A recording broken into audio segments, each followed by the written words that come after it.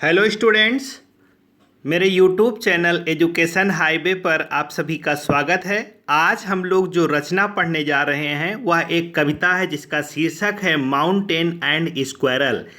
इस कविता को Ralph Waldo immersion जी ने कंपोज किया था। बहुत ही अच्छी कविता है इमर्सन जी की।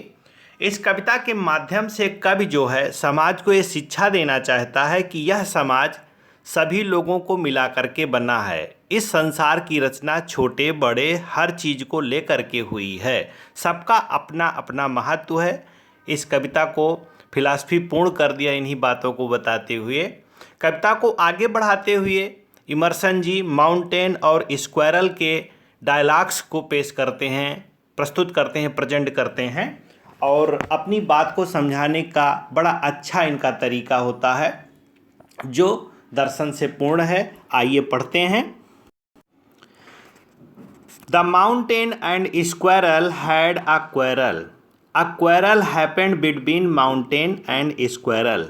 कवि कहता है कि पर्वत और गिलहरी में झगड़ा हुआ। किस बात को लेकर झगड़ा हुआ? The farmer called the latter. पहले वाले व्यक्ति ने दूसरे से कहा। फर्स्ट वाले व्यक्ति ने मीन्स पर्वत ने दूसरे वाले से मीन्स गिलहरी से कहा। Means mountain said to the squirrel called the squirrel little prig. छोटे जीव तुच्छ प्राणी उसको चिढ़ाया है। Mountain called to the squirrel little prig, उसको छोटा जीव बोला। तो ये उसके अंदर एक अभिमान शो हुआ। यहाँ पर पोएट दिखाना चाहता है कि पर्वत अपने आकार पे बहुत गुमान कर रहा था क्योंकि उसका आकार बहुत बड़ा होता है, बड़ा विस्तृत होता है, बहुत ऊंचा होता है, बहुत चीज़ों को अपनी पीठ पे धारण करता है। तो उसने गिलहरी को कहा तुम एक छोटे तुच्छ जीव हो in the compare of me. गिलहरी ने उसकी बात को सुन लिया और बड़ा ही अच्छा उत्तर देती है। पोएट कहता है Bun replied means squirrel replied to the mountain on misbehaving with the squirrel. You are doubtless very big. निसंदेह आप बहुत बड़े हैं। You are doubtless very big. निसंदेह आप बहुत बड़े हैं, इसमें कोई संदेह नहीं, इसमें कोई त्रुटि नहीं। Your area is so wide, you are so wide, you are so heavy. इसमें कोई संदेह नहीं है, मैं इस बात को स्वीकार करती हूँ। और अगले पैराग्राफ में गिलहरी अपनी बात को स्पष्ट करने के लिए बोलती है but all sorts of things and weather. सभी छोटी बड़ी चीज़ें और मौसम, सभी मौसम और सभी छोटी बड़ी चीज़ें, all sorts of thing must be taken in together. सबको साथ में लिया गया है। Means all things and all weather are taken together. सभी चीज़ें साथ ली गई हैं। कैसे? To make up a year and a sphere. एक वर्ष में जैसे सभी मौसम शामिल होते हैं, सभी वेदर शामिल होते हैं। कोई भी वर्ष अकेले न गर्मी से, न जाड़े से, न वर्षा से कंप्लीट होता है।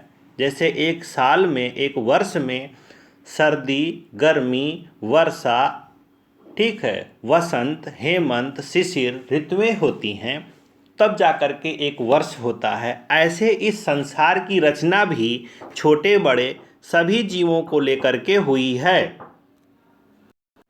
पोएट कहना चाहता है कि the universal law taken everything to make this universe and put everything wisely on their places. सभी स्थान पर सभी चीज़ों को, जो ब्रह्मांड का कानून है, बड़े ही विचार पूर्वक उसने रखा है, बनाया है। आगे हम देखते हैं।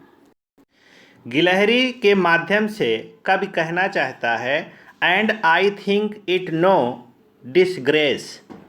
Means squirrel advising preaching to the mountain saying this I think I am not little prig, I am not little creature, I am satisfy on my this position every time to occupy my place। One means squirrel say this thing to the mountain, if I am not so large, अगर मैं उतनी बड़ी नहीं हूँ, if I am not so large, अगर मैं आपकी तरह बड़ी नहीं हूँ, एज यू, जितने बड़े आप हो, जितने विशालकाय आप हो, squirrel says to the mountain, mountain से वो कहती है कि मैं अगर आपकी तरह विशालकाय नहीं हूँ, you are not so small as I, लेकिन तो आप भी मेरी तरह छोटे नहीं हैं। एक काम जो सुई कर सकती है वो तलवार नहीं कर सकती, अर्थात संसार में सुई और तलवार दोनों का अपना महत्व है। युद्ध के समय आप सुई से युद्ध नहीं जीत सकते, और तलवार के समय आप युद्ध के समय और कपड़ा सीते समय आप तलवार से कपड़ा नहीं सी सकते। गिलहरी का एक सबसे अच्छा गुण है जो मैं आपको बताता हूँ। पूरे जीवन काल में गिलहरी जो है लाखों वृक्षों को रोपित करती है, उगाती है। वो कैसे? गिलहरी दिन भर काम करती है, वृक्ष में जब फल आते हैं उसके फल को खाती है, और बीज जो उसका होता है भविष्य में पुनः खाने के लिए उनके दानों को, बीज को मिट्टी में इधर उधर छुपाती रहती है। छुपाने के बाद गिलहरी उसको भूल जाती है। बरसात का मौसम आता है, बारिश होती है, वो बीज वृक्ष बन के उगते हैं। अर्थात देखिए गिलहरी का इस ब्रह्मांड में कितना बड़ा योगदान है। प्रकृति का वो एक मित्र है, यूनिवर्स का मित्र है। किसी को पता भी नहीं होता है कि गिलहरी इतना काम कर रही है प्रकृति के लिए, और वो करती रहती है। उसके अंदर ये नेचुरल गुण है कि वो बीज को इधर उधर छुपाती रहती है खाने के लिए। तो इसीलिए गिलहरी पर्वत को समझाते हुए कहती है कि मैं आपकी तरह विशालकाय नहीं हूँ, तो आप भी मेरी तरह छोटे नहीं हैं। आप मेरा काम नहीं कर सकते, मैं आपका काम नहीं कर सकती। जैसे सुई तलवार का काम नहीं कर सकती, तलवार सुई का काम नहीं कर सकती। कोई तलवार से चाहे कि मैं कपड़ा सिल लूँ तो वो नहीं सिल सकता है। आगे फिर देखते हैं, नेक्स्ट पैराग्राफ है, I will not deny you make a very pretty squirrel track. गिलहरी कहती है कि मैं यह चीज़ स्वीकार करती हूँ, I accept this thing you give me track to move upon you. आप मुझे रास्ता देते हैं, आपके ऊपर मैं घूमती हूँ, टहलती हूँ, चलती हूँ, ठीक है, आपके ऊपर सभी रास्ते बनते हैं, लोग आते जाते हैं। इस चीज़ को मैं एक्सेप्ट करती हूँ, मैं डिनाई नहीं करती हूँ। I shall not deny you make a very pretty squirrel track. तो एक चीज़ आप ही मान लीजिए, टैलेंट्स डिफर। इस प्रकृति में हर व्यक्ति की योग्यताएं अलग अलग हैं।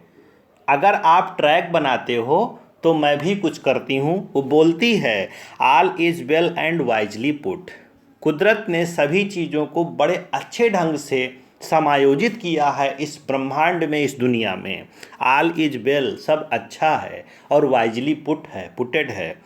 If I can not carry forests on my back, अगर मैं अपने पीठ पर तुम्हारी तरह जंगलों को धारण नहीं कर सकती, I have not capacity to grow tree upon my back side as you have, so you have not capacity to break nut climbing on the tree. तो आपके पास भी वो शक्ति नहीं है कि आप पेड़ पे चढ़ के जाओ और अखरोट को तोड़ के लाओ।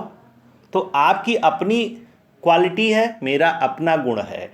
आप मेरी तरह वृक्ष पे चढ़ करके, क्लाइंब हो करके नट नहीं तोड़ सकते, अखरोट नहीं तोड़ सकते, और ना मैं आपकी तरह अपने पीठ पर वृक्षों को उगा सकती हूँ।